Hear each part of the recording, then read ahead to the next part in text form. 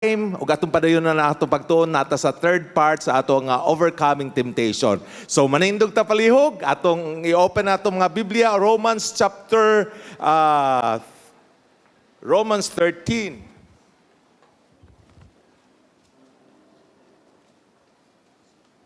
Verse 14. Okay? If you're with me, you're there, say amen. Okay, atong dunganan ug basa. Ready? Read. But put ye on the Lord Jesus Christ, and make not provision for the flesh to fulfill the lusts thereof. Okay, let's pray. Loving Father, Heavenly God, we thank you even for this time. Nga diin makatuon mi padayon sa imong pulong through our Sunday school. We pray that you will open our eyes, that we may behold wondrous things out of the words that we are considering among this study. Bless us we continue. May it redound for your glory and honor. In Jesus' name, amen. Palihog man lingkod mo.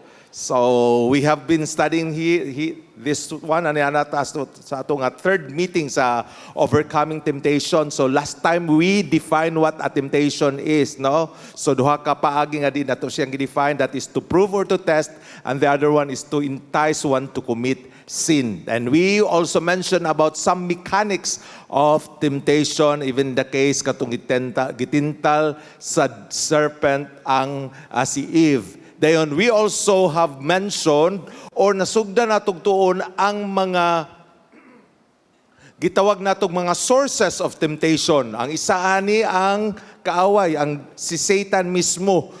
Even through some misunderstanding, no? Even sa atong kanang gitawag natong unforgiving spirit. Diha nga paagi, di ta mo pasaylo sa uban nga diin, in the first place, God has forgiven us. It is just wise for us to forgive others. May magkanus aman, kasalang kadua or katulo. Pero wa pa na, kaupat ana, wa na.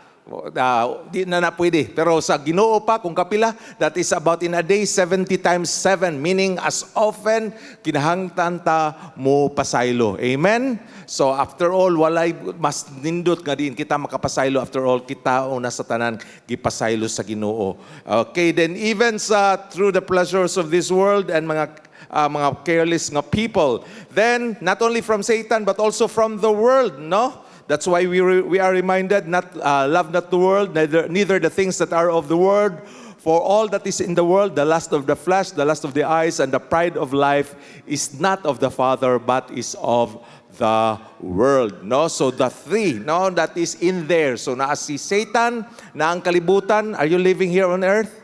Naaman ta rin, no? Wala ta sa Venus or sa Mercury or asa man nga planeta. Naata sa kalibutan. And of course, with that, may asa pa may sources to anas kaaway sa Satan na ng kalibutan, all the pleasures that are being offered to us, asa pag yun ngita kasi mong kilid tanaw sa imong kagalingon panamin, because the third source of what we call this sa kanang temptation is that of itawag nato og from our flesh. That refers to the fleshly desires. Naamo sa inyong unod, ikapaw daw inyong kagalingon. Kusiya daw. Makabati mo, no? Makabati ba? Sir, kubal man ako nagunitan, maragwa ko'y nabati. Pero imo makuha nga makita nga mabati na ito, kay naapata sa ato nga unod. Katong wala sa ilang unod, di na to sila matintal. Ganahan ka na, tuwa na kaspansyon, no? Tuwa na kasmenteryo. Di nagyug ka matintal. Bisa kung saan pagkagpatid, wa nagyug kay response, no? But since we are still in our flesh, this is it. This is one of the sources sa temptation from our flesh. So the allure of satisfying physical and material desires. Nga diin gusto ka, your flesh will crave for more physically and even for material things. Romans 13:14 atong gibasa ganiha sa atong text, but put ye on the Lord Jesus Christ. Nganong isulob man nato ang atong Ginoo? Kung kag put on something, of put on, imo ginaisuot, di ba?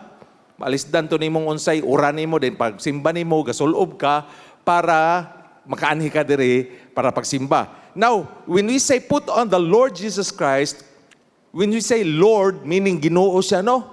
Ginoo siya. So He is the master. So if we put on, so that means we allow Him to reign in our lives. Para in that way, unsa daw, we cannot make provisions for the flesh. Kadumdumog na yung mga earthquake or mga calamities na yung mga evacuees. Ato sila sa evacuation center, right? Tagaan na sila mga rasyon or mga donations nga diin ilahang provision for a day para ilahang makaon kay wala lagi sila katungod ana nga kahimtang. So naa sila provision para makakaon sila ma-fill in ang ilahang ilahang kagutom or ang ilahang gikinahanglan nga pagkaon. Now, kaning giingon diri, and make not provision for the flesh, provision that will satisfy or will urge or mukuan sa atong cravings for fleshly desires. So meaning dapat ang mahitabuan ni dapat di nato siya o sa ila di nato tagaag provision, di nato bahugan. Unsa man mga butang nga makakuan sa imong mata nga diin mo cause nimo nga magpakasala o makasala or mga possessions and even nga mga ilibgon unsa man sa unod, unsa man na masigarilyo man na, unsa inom man na o unsa pa nga mga butang nga diin guba sa imuha nga kinabuhi no sa imuha physically.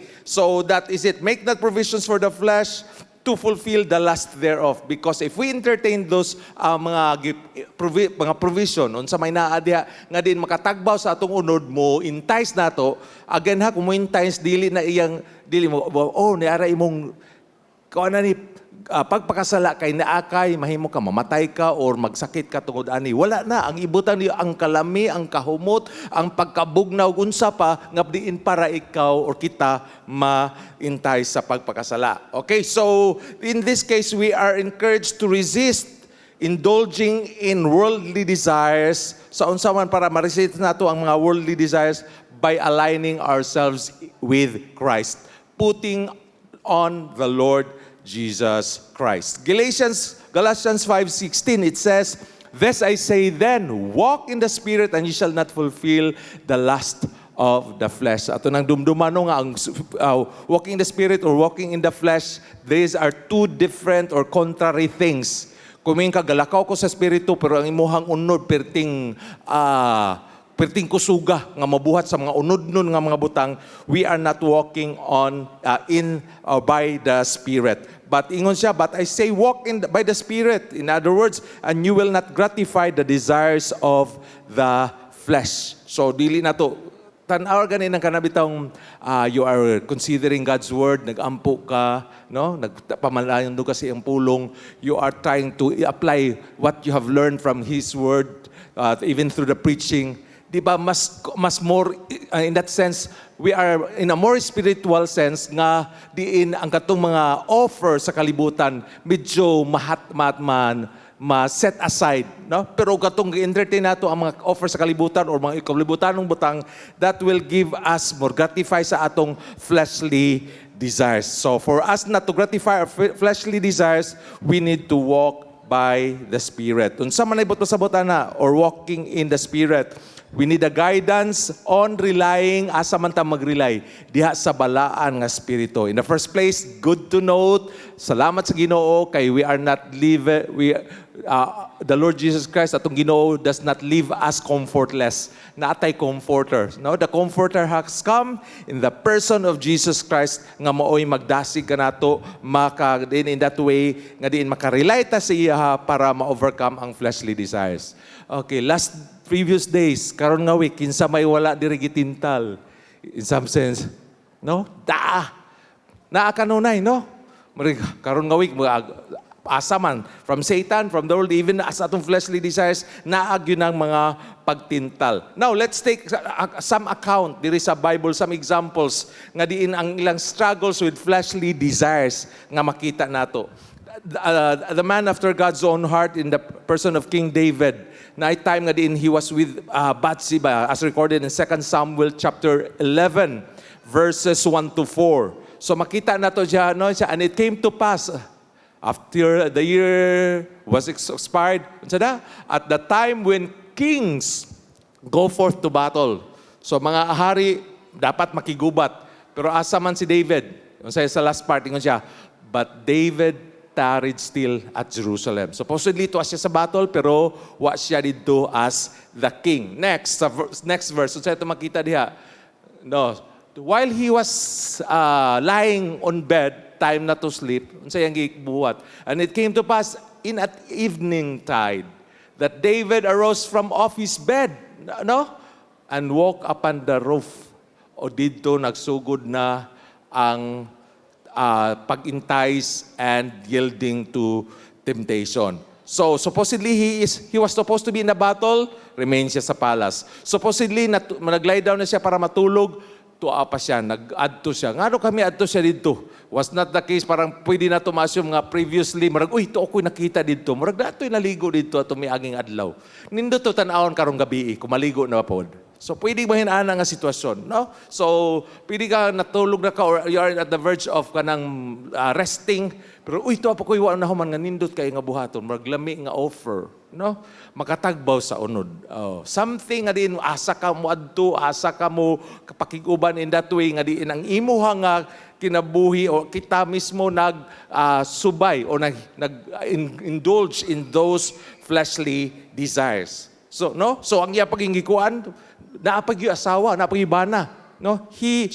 Bathsheba was the wife of Uriah. So, in that sense, commit siya og adultery because David took her and she came in unto her. So, unsa ito makita diri sa ani nga sitwasyon, no? The King David at his unguarded moments ato makita that he was tempted and there was a subsequent fall due to his fleshly desire. Mao to nga na pukaan at ina-entice siya sa temptasyon. Okay, mga igsoon, we are also not exempted with that. Amen?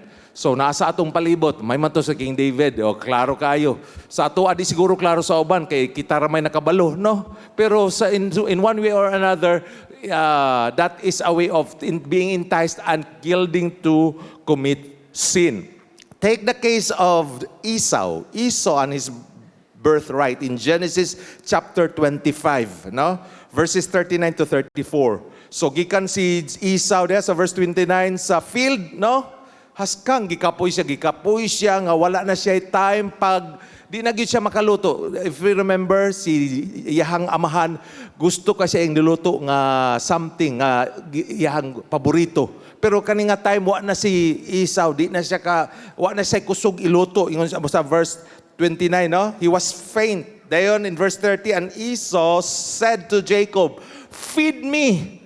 Unsa man lawgi ko, unsa baboy kay lawgan.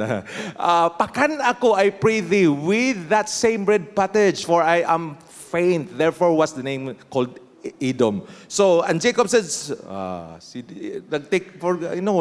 Jacob nakatake advantage mo na eh. Okay, sell me this day thy birthright. Oh, baligyan ni mo ay mong pagka firstborn. Ako na, baligyan ni mo. Oh. And Esau said, "Behold, I am at the point to die." Kabantay na mo ka ng gutom kay mo. O, ibutanta, gutom kay mo, then hapit na mo nakakaon. Pero paghihapon mo nakakaon, haskang gutuman na. Bisag tubig, wag yung mainom. So, mayon, bago na i-offer din nga, makadaot sa tiyan nga, haskang lamia, mo kagat na lang yun. Oh. So, imagine na to, si Esau nga gusto na yun mukaon. Oh. Kung makaon pa lang si Jacob, siya na yung ikaon. Pero di man, nangayo siya, o yung ikuan. So, iyan ang ibaligya, no? And, okay, so verse 32, and Esau said, "Behold, I am at point to die." Okay, and what profit shall this birthright do to me? So, he despised his birthright. Usa ni ka privilege sa usa ka firstborn, no? And even sa ilhang nga time. And Jacob said, "Swear to me this day." And he swore unto him, and he sold his birthright unto Jacob. Verse 34. Then Jacob gave Esau bread and pottage of lentils, and did eat and drink, and rose up and went his way. Thus Esau despised his birthright. No? Grabe. Kuandra, ang iyang birthright, alisdan lang niya lugaw, o sort of thing, di ba?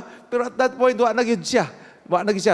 Kato iyang gibuhat, it was, bisan pag with crying and mourning, wa na gyud mabalik sa iyang ang birthright. And even the blessing that his father gave to them. No? So, mao ni mga pipila sa mga accounts gadiin, how their physical and fleshly, material desires o naka-cause nila to be enticed to commit that thing, to despise blessing. Okay, para sa case ni Esau nga diin iyang gi-prioritize ang karon na. He is after that immediate gratification over spiritual inheritance. Kana bitawng karon na ni nga pwede pa unta mapaabot bitaw.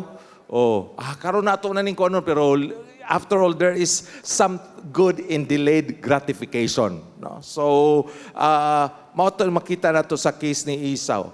Okay, now not only that we are there are sources of Satan from the world and even fleshly desires within us, and even another source of temptation that is from companionship, evil companionship, no? So kanang bantay ng imuhang mga friends, because God, the word of the Lord says, be ye not unequally yoked together with unbelievers. Magyugo-yugo ka pareha sa mga dili magtotoo nga din. The point nga kung unsa ilang buhaton nga di maayo imo pong buhaton, no? In 1 Corinthians 15:33 says, be not deceived, evil communications corrupt good manners. Siguro na time nga diin sa imong bago pa kang Kristohanon, sa ba pa ka Kristohanon, kusog ka mamalikas. Sa Kristohanon ka, you are convicted by the Holy Spirit nga diin, di na maayo. Dili na mo ingon og peace. Di na mo ingon gia. Unsa pa nang mga pamalikas diha, no? So imo nang gikuan. Siguro na time nga diin, nahimo na nimo, na time nga imong paluon ang imong baba kay nga anong pirmi ka pagpamalikas hangtod sa grasyas Ginoo nawala na. Now, some other time, nakaghugoy-hugoy ka, nakikauban ka ng mga kauban nga kusog mamalikas. No? And without you knowing, na time nga din, ikaw nakauban nila, may sulti na po sa ingon. Di ba? Uy, saan naman to, marag hait, malahi naman po to. Of course, the thing is, if there is the Holy Spirit, you are to ask for forgiveness, di ba? Because you know that is not good. So evil companionships, no, kadi unsay maka dili maayo nga idulot. It does not mean that we are to isolate ourselves sa kalibutan. No, di man paingon nga adi na lang kung makigubo uban ani kung mga katrabaho or unsa man akong mga friends nga di maayo kay matakdan ko nila. You might be an influencer to them as a good, but not to be influenced by them, by their bad deeds. Amen? So, dapat kita supposedly maka-influence sa ila. Proverbs 13:20, he that walketh with wise men shall be wise. Kung nagalakaw ka, uban sa mga wise men, imong companion, mga kauban nimo, mga maalamon, duwalay po'y kuan nga ikaw matakdan nga manggialamon. Amen? Pero unsa sa ikaduha, but a companion of fools shall be destroyed. So bantay-bantay mo ana, makighugoy-hugoy mo, makikauban sa mga buang or in the sense mga daotan nga mga tao kay basig ang ilang gibuhat, imo na pod nga gibuhat. Nangawat sila or nanuli sila to alang ka dito kay gipabantay ka sa ilang sakyanan. So unsay nahitabo, apil ka sa accuse nga nanulis or something nga gabuhat ug di maayo kay tuwa man ka nagkauban kanila, although tuara ka didto gauban-uban. So that is a thing nga diin dili pun maayo. Okay, so evil communications, evil companionships. So how is that thing that is not good for us? No, we need to be there, but just be aware, beware kadin not doing those things nga ilang gibuhat or to be influenced by their bad deeds. Okay, so next, let's proceed with next to the sources of temptation. Let us proceed with the consequences of falling into temptation. Again, temptation is there. One temptation is one thing, but yielding, enticing to commit sin is another thing. So what are consequences if one falls or being enticed to commit sin or fallen into temptation? One is what we call the loss of serenity. Okay, so Isaiah 57 verses 20 and 21. Ingon siya diha, but the wicked are like the troubled sea when it cannot rest. Unsa daw ang mga wicked? Like troubled sea, di makapuyo, dili maka-relax. Whose waters cast up mire and dirt. Nindot ng tag-water nga nindot o gi-offer. Pero lahi ang gi-hatag. Next, ingon siya, there is no peace, saith my God to the wicked. Nabay kalinaw sa mga nagbuhat og di maayo. ingon ang Ginoo, walay kalinaw. So there is a loss of peace or the loss of serenity. I don't think you want to have that nga diin wa kay kalinaw sa imong kinabuhi, di ba? Nayuban nga diin sa ilahang all that they have in this world are already in theirs. But it might be that they require or need something. And that something is the peace of God or the peace with God. So if the peace with God or there's a loss of serenity, so how could it be? So dili maayo nga din magpadaan ta sa pagpakasala or patintal ta sa kasalanan because the peace of God might be the peace of God that passes all understanding, supposedly wala sa ato kay tungod sa atong sala. Okay, another one is the loss of safety. Okay, the loss of safety. Psalm chapter 107 verse 17. The loss of safety. So what does it say in verse 17? Fools, because of their transgression and because of their iniquities, are afflicted. So, why are fools being afflicted? Nganong gisakit sila? Tungod ba sa ilang pagbuhat ug maayo? But according to the verse there, it says, because of their transgressions and because of their iniquities. Kung ang isa ka tao magbuhat og di maayo or magpakasala or magbuhat og kasalanan, so they are afflicted. Mingon siguro ka, nindot ka itong gibuhat sa usao kay nangawat sila, nanuli sila, mahayahay na kay sila ron. Is that so? Hayahay ba sila? Aren't they afflicted sa ilang pagkasila? No? Sa ilang gibuhat? And that is what the word of the Lord says. Siguro sa inyo nakita maayo, pero in themselves, we can really, as the word of the Lord says, fools are being afflicted. No? So, na-afflicted ang mga fools. Okay, so they lost their safety. Wala na'y, di na safe ang ilaha tungod sa ilahang gibuhat o sa ilahang pagpakasala. So wala na'y, di na secure or safe ang ilahang kaugalingon. Okay, lahi man lang mga kanabitang mag-ampo ka, nga diin mo mawala ang temptasyon, pero ikaw mismo, ang imong kamot gusto na mo rush in sa kanang kalayo, nga init kayo, muras in sa kalayo, dayon mag-pray ka, Lord, hinaot nga dili ko mapaso. Hinaot nga kung kamot dili mapaso. Pero imo nang giduol dito. So meaning you are murag mikagat ka temptasyon din Ginoo, hinaot nga dili ko natintal. Pero ikaw na mismo you did not run away from it but rather you run into it. Unsa pa? Run, dive pag yun. O imo pag yung gikuan, in that sense. So makita nato nga diin there is what we call the loss of safety in that sense.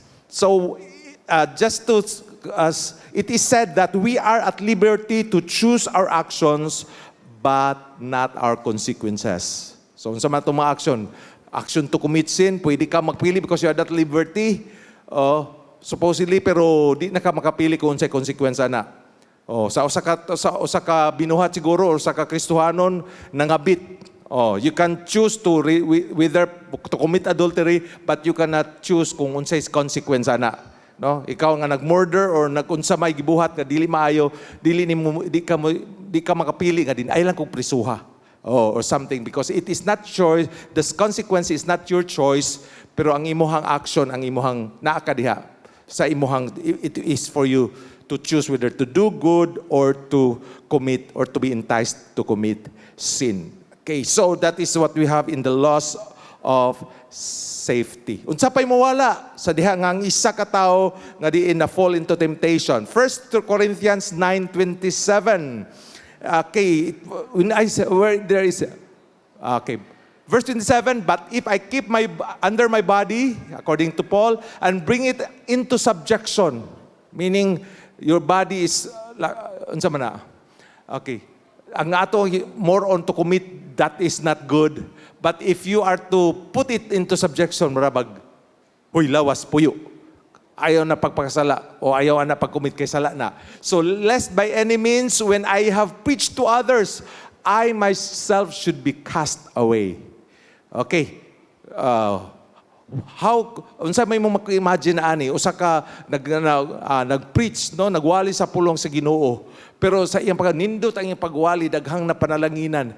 Pero siya mismo unsa man being cast away, meaning tungod kay nakasala siya, he did not bring his body into subjection, nakakommit siya an sin that caused him to be prisoned, no? Or that caused him to unsa man na-aksidente, namatay tungod sa pagka-overdose sa drugs, no? Kaingon siya nilupad na siya, si Superman siya. Pero Superman di dagsa siya sa na-aksidente. Or something that causes one to lose his life or even his limbs, no? Tungod sa pagcommit og sala. So in that case, in that sense, mawala ihabang ang pagtanaw nimo unsa na iyang pagpangalaga, iyang pag-service. Imagine ko no, kami nga mga Sunday school teachers or kinsa maglingkuan ni de nakita nga din, uy, nangabit man na siya, uy, na mao man iyang gibuhat. Murag wa na nawong iatubang, amen? Wa na nawong iatubang ninyo motudlo nga unsay tungod ana, pero we have been being cast away. Although preaching to others o kinsa mga mutindog diri sa tubangan, magwali or magtudlo or something nga diin magtudlo maayo, pero ang iyang kaugalingon mismo wala nakasunod sa usa ka butang that caused him to be cast away, caused him to be prison. Wala na nawong nga ikaatubang. So in that sense, sumupadayon man siya pagpangalagad, but the thing is he lost his service. There is a loss of service, no? Being cast away. What else? Proverbs 28 verse 1. Now in verse 1 it says, "The wicked flee when no man pursueth, but the righteous are bold as a lion." Wow, the righteous is bold as a lion. Nga naman, way gikahadlukan ang matarong. Pero unsa man ang wicked, maingon ganig, ibutan ta na sa highway, gipituhan lang na pito or unsa man to buang batong gapito, midaga na. Kay kabalo siya nga di mayo ang gibuhat. Kay ingon na siya gipituhan, haskang kalawig dagan para lang di ba? Mga hinana nga sitwasyon. So wala koy gagukod niya, pero tungod siya ang pagkadaotan o sa iyang paggibuhat nga di maayo, kabalo siya nga kuan ba? Kabalo siya nga di maayo nga something nga murag sa iyong una mga kabalaka, mga dili maayo nga interpretasyon sa palibot nga diin tungod ni ana mo kalagyo na siya. So the wicked flee when no man pursueth. So there is a loss of security. So ang imong pagka-secure, ang imong pagkakuan ba, nawala na. Haska no, gilaliman kag musimba ka diri maglingo so pagkakaabot maglingi-lingi ka ba kay makakita nako, ba kay gagukod nako. Unsa may nagukunin mo katong imong giutangan? Alay na punto, no? Sige, something nga hinana nga diin mo cause nimo nga dili ka mapakali o sa Tagalog pa mapakali. So that is a loss of security. Okay, next. There is what we call a loss of substance. Jeremiah 5 verse 25. Your iniquities have turned away these things, and your sins have withholden, unsa daw? Good things from you. Okay? Okay, ang sala naka-withhold og mga maayong butang diha kanimo. Sa usa ka tawo nga nagpakasala, no? Or nakasala, your iniquities have turned away these things, unsa man. Good as if one is sinning, as if you are holding to a sin. Na? Are you still with me? So nagkubot ka ana nga sala, okay? Tay mo ni sala, imo nang gikubtan. So in that sense, gusto na unta mo panalangin ang Ginoo nimo tungod kanina na kay kubtan, dili imong kamot abli para pagdawat. Maulam po kag abli kay na magikubtan. Unsa imong kubtan? Sala. So in that sense, your sins have withholden good things from you. How could God pour out His blessings to us nga kita mismo nagpadayon sa pagpakasala? Ang atong gihawiran ang sala. Amen?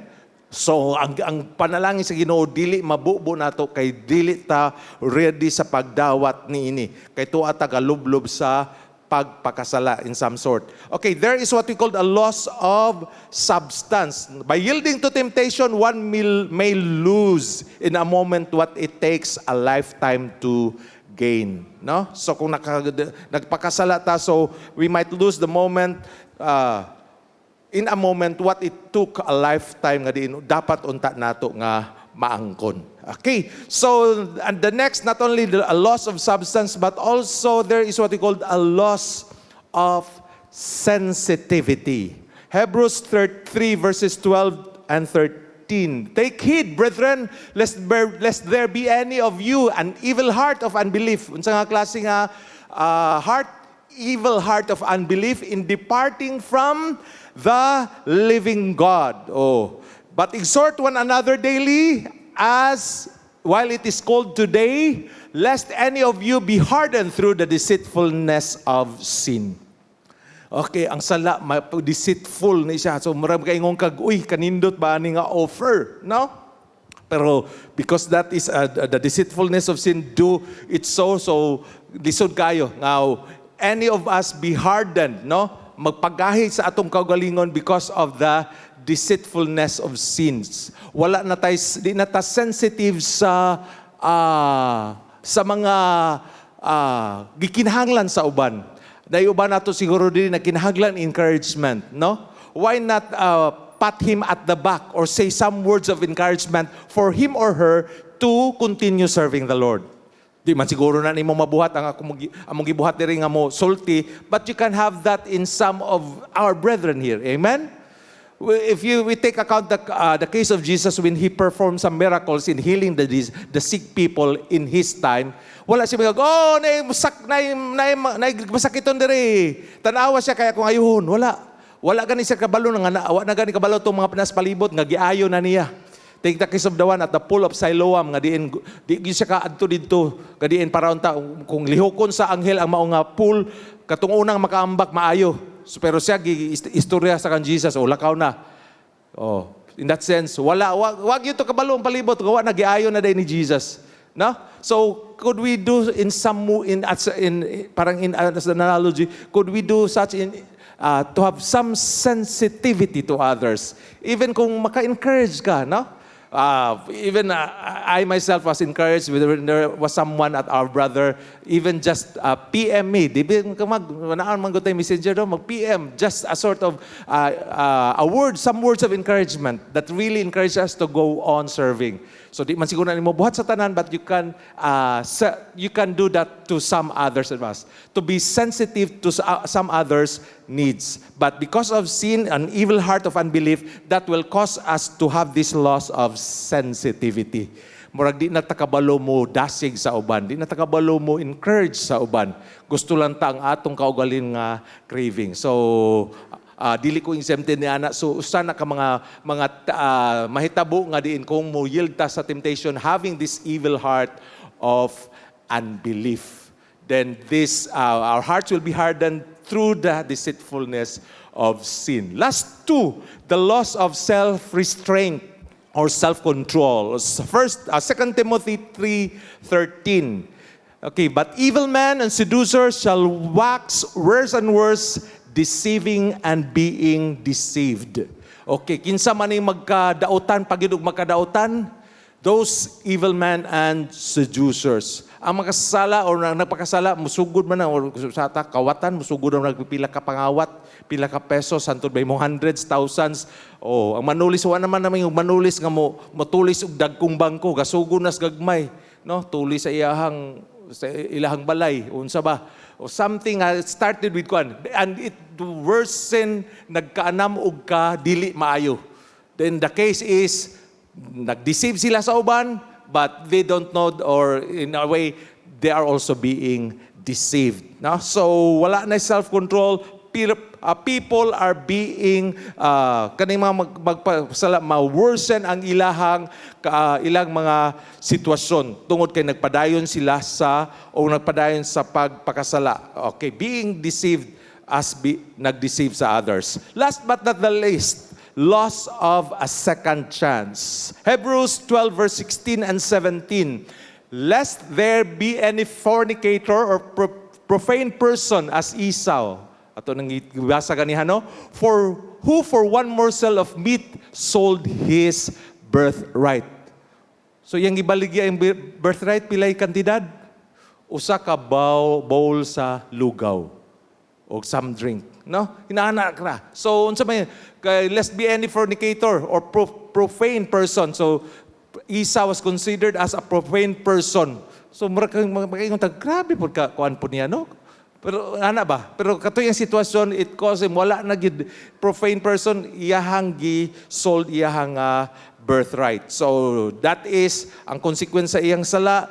He did not have that second chance. Wala na niya na-retrieve ang iyang birthright, ang iyang blessing was taken away from him tungod sa iyahang gibuhat. So, unsa man nga mga makawala sa mga second chance. So, there are some things in life we lose in temptation which may not be given a second chance para unta makausab. Unsa man na siya?